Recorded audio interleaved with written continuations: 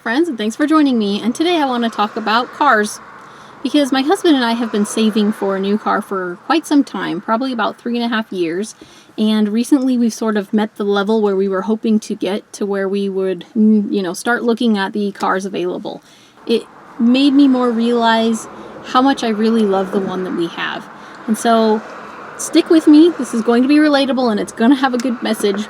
So really quickly as a recap, this car is a 96 Toyota RAV4, so that makes it 21 years old, y'all. 21 years, that is super old. Like, my car is old enough to drink. It has 208,817 miles, so let's round that to 209. That's a lot of miles, but there's a lot of things that I really like about it. It's really easy to drive, really good on the gas. It has really comfortable seats, even just sitting here right now, I'm totally comfy because it's really comfortable. It's good in the snow. It's an all-time four-wheel drive, and so having a car that's good in snow is like super important where we live here because we get like snow 6 months a year, it seems like. So yeah, something that's good in snow is really important. It doesn't really have a lot of, gadgets and things. It's really straightforward. It has like air conditioning and heat and the CD player and, a couple other things. But yeah, not a lot of gadgets. And honestly, I prefer that because then there's less distractions. So yeah, it just feels like I'm being more safe when I'm concentrating on driving more. This car does not have payments. There is no one who's going to repossess my car because we own it in full. So that has a lot of, benefits to itself. Not having a payment to make every month is really huge. All the stress of having to do that. We can have whatever insurance we want on the car. We don't have to put full coverage insurance like, cars that have payments typically require. So that's cool. And the insurance on this car, speaking of, is really cheap. Like, I was just going through it because we budget ahead and plan for things. And so our insurance is due here in September, and I was looking through the bill, and this car costs $21.50 a month to insure. Yes, you heard that right, $21.50. And that's part of the reason why I think I like the car so much, is because all of the costs are so low. I mean, low amount of money to just buy it outright, very low on gas, and just really not a lot on insurance, which fits me perfectly because that's exactly what I like. I like keeping everything really cheap and really, minimal. So that's cool. I have a lot of freedom when it comes to this car. I can choose to fix it ourselves if we want. We can hire a friend. We can go to pretty much any mechanic we choose to, whereas with a newer car, you sometimes can't do that. They oftentimes require you to go to a dealership or something, and, repairs through dealerships can be a little bit more. So I like the freedom that we're able to do whatever we want with it. So that's great. It's a depreciating asset, and so not having a whole lot of money tied up in a depreciating asset is pretty important to us. So, of course, like a real quick recap, a depreciating asset basically means, assets or things that you own that actually go down in value. And so when you buy a, $20,000 car, in 4 years, it's probably like a $15,000 or a $14,000 car. When we first acquired this car, it was worth about $3,500, and now, 3 years later, it's worth $3,000. So it really does not depreciate very quickly, and older cars just don't depreciate as fast, so that's nice. There's a lot of things I don't have to worry about with this car. I don't worry about scratches. I don't worry about dents. I don't worry about scrapes, those sorts of things, because there are a few of those already on it, as you would imagine with a 21-year-old car. I also don't have to worry about it getting stolen. Love that. No one is hardly stealing old RAV4s, so that's great. But also, even having a fancy, expensive car parked in front of our house can sometimes make it to where burglars look for that sort of thing. They look for fancy cars because they know that those people probably have a bit of money and that they like to buy fancy or expensive things. And so they'll know that there's probably things to steal also. So having a cheaper, older car in my driveway makes our house less of a target. I don't have to worry about my car actually getting gone through. There's very little that you could steal. Honestly, I don't even lock the doors because what are they going to steal? My CD player? I don't really keep anything in the car that's of value. And so, yeah, there's really nothing to steal in the car, and very few people would actually steal the car itself. And so there's really no reason to lock the doors. Again, keeping the stress low. So yeah, there are a lot of reasons that I really like this car. And when I started going through the pros and cons of buying a new car, you know, and looking at the cars that we were looking at, like the last one at a dealership, it was like, oh, does it have too much rust? Well, I know this one doesn't. And what about repairs? You know, when we have our car now, we know what we're getting or what we have. Whereas if we were to buy a new car, we wouldn't know what we're getting. So yeah, after all that time, after 3.5 years of saving for a new car, and occasionally thinking, you know, it'd be nice to get a new something or other, you know, it's kind of small or whatever. The only two things that I really have a complaint with this car is that it's a little on the small side, so once in a great while, it's a little bit of a squeeze.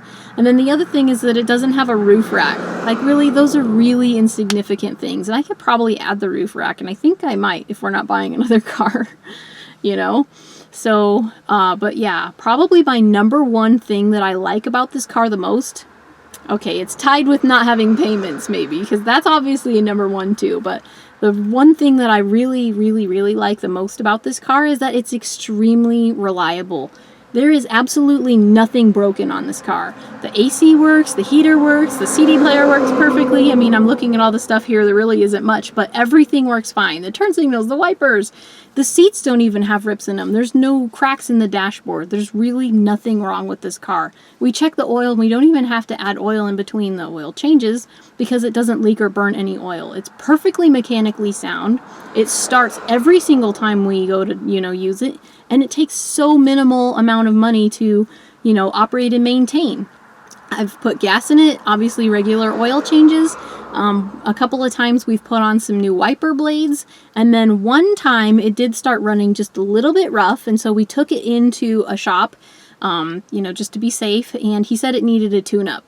So it wasn't anything that broke us down. We weren't like stranded somewhere or anything like that. We got to plan when we wanted to take it there, and it wasn't a big expense at all. And, you know, that's just routine maintenance anyway. Any car that we drive is going to need that sort of stuff anyway.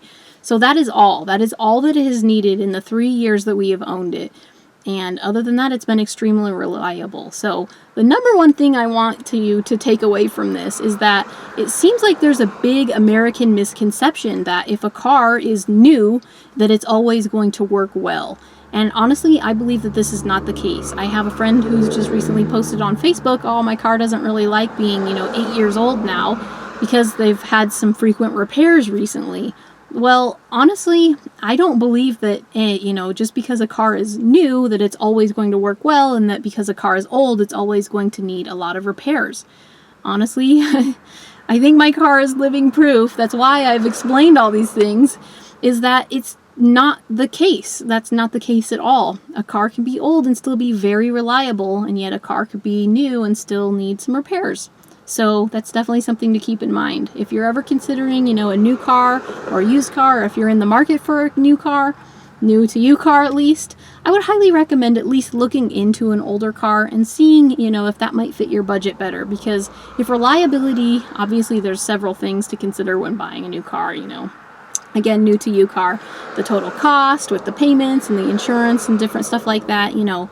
The gadgets, you know, what do we really need versus what do we want, and then reliability. When it comes to reliability, I think it really comes down more to the quality of a car and the brand, not so much its age. So, yeah, thanks for listening to my silly story about why I love my car, and we basically talked ourselves out of buying a new car after going around and looking at the other cars and then realizing how good we got it with this little thing.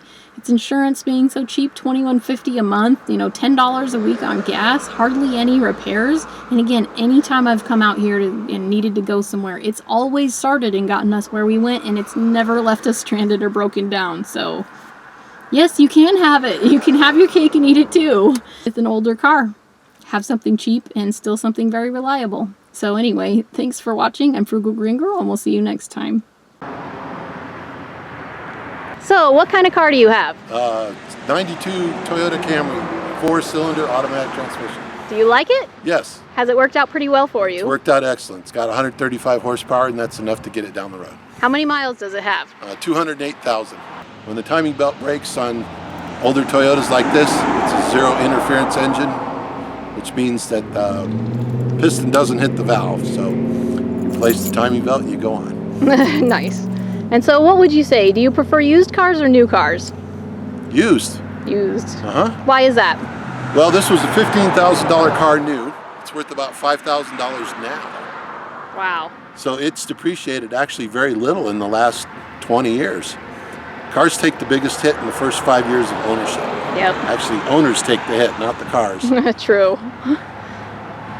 A newer car, you can look forward to at least 20 or 25 cents per mile depreciation. An older car might be a few cents per mile. Nice. So you like older cars because they depreciate less? Yes. Have you found them to be less reliable than a new car? Not if you buy a Toyota. I agree. There's a lot of reliable makes out there. I've had generally good luck with GM, Ford, Dodge, a couple foreign makes. Yeah. I would avoid German because I think they're overpriced, so therefore the parts are overpriced. I agree.